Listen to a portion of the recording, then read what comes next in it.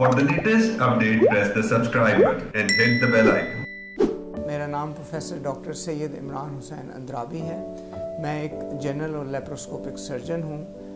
मैं army medical college का graduate हूँ और उसके बाद मैंने मेयो हॉस्पिटल लाहौर से जनरल सर्जरी की ट्रेनिंग ली और FCPS और FRCS अल्हम्दुलिल्लाह पास किया। उसके बाद मैं इंग्लैंड चला गया। वहाँ मैंने UK में 8 साल ट्रेनिंग ली और नई चीज़ें सीखी और फिर फ़ैसला किया कि अपनी पाकिस्तानी भाइयों और बहनों की खिदमत के लिए वापस आऊँ, माँ बाप की खिदमत के लिए वापस आऊँ।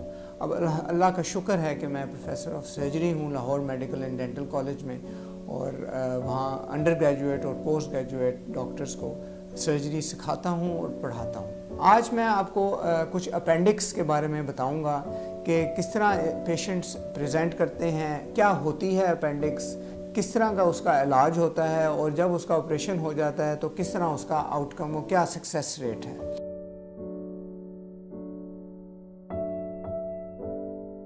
अपेंडिक्स बड़ी आंत का एक हिस्सा होता है और छोटी सी उंगली जितनी होती है वो, लेकिन वो तंग बड़ा कर सकती है।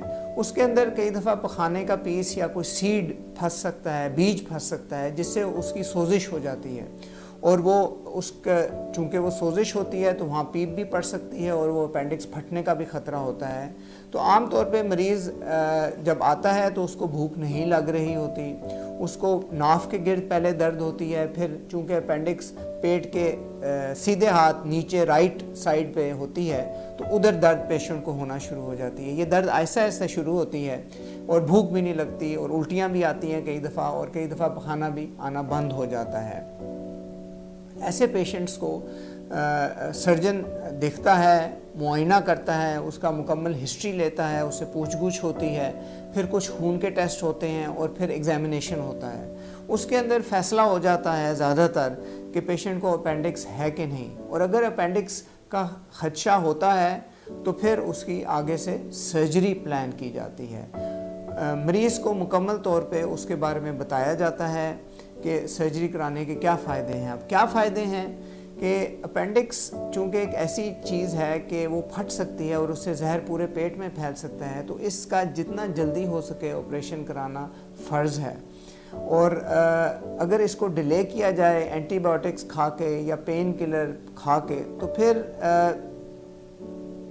कभी कभी ठीक भी हो जाती है, लेकिन जब वो दोबारा अटैक होता है तो उसमें फटने का ज़्यादा खर्चा होता है। तो अफजल यही है कि इसकी सर्जरी करा ली जाए। अब अपेंडिक्स की सर्जरी 2 तरीके से की जाती है आजकल। एक है ओपन टेक्निक जिसमें चीरा लगाया जाता है पेट के ऊपर और पेट के दीवार में से गुजर के, पट्ठों में से गुजर के अपेंडिक्स को निकाल लिया जाता है। एक दूसरी नई टेक्निक है जिसको लेप्रोस्कोपिक या की होल सर्जरी कह सकते हैं। कैमरे के साथ होती है, वो लंबी लंबी पाइपें होती हैं और चीरा बहुत छोटा दिया जाता है। उससे ये फ़ायदा होता है कि पेशेंट को ऑपरेशन के बाद दर्द कम होती है, खून निकलने का कम चांस होता है और साथ ज़ख़म में इन्फेक्शन होने का कम चांस होता है और पेशेंट बहुत जल्दी अपने काम पे दोबारा जा सकता है। और उसके अलावा चूँकि ज़ख़म छोटे हैं तो उनमें से हर्निया बनने का भी चांस कम होता है। तो इस बीमारी का, जिसको एक्यूट अपेंडिसाइटिस कहते हैं, जो अफजल इलाज लेप्रोस्कोपिक है आजकल के ज़माने में, जो कि गोल्ड स्टैंडर्ड बन गया है, और ओपन भी किया जा सकता है जो डिफ़िकल्ट केसेस होते हैं।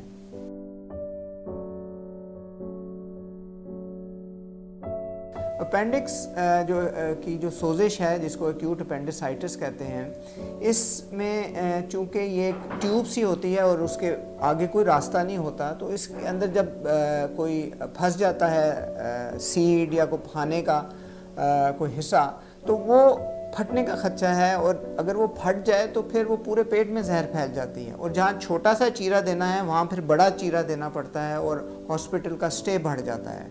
तो ऐसे पेशेंट्स को चाहिए कि वो फ़ौरन अपने जनरल प्रैक्टिशनर्स को, जो उनके डॉक्टर्स हैं, जो फैमिली डॉक्टर्स हैं, उनको सबसे पहले दिखाएं, या फिर अगर दर्द बहुत ज़्यादा हो गई है और आउट ऑफ कंट्रोल है तो बेहतर है कि एमरजेंसी में चले जाएं, जहाँ से एक डॉक्टर उनको सर्जन के हवाले कर सके और उसका ऑपरेशन कर सके। اس چیز کا علاج گھر میں نہیں ہو سکتا. یہ آپ چیز مد نظر رکھیں. دم میں بھی کرتا ہوں لیکن یہ ہے کہ یہ بڑی جان لیوا بھی چیز ہو سکتی ہے, تو اس کے لیے ضروری ہے کہ آپ سرجن سے ضرور مشورہ لیں.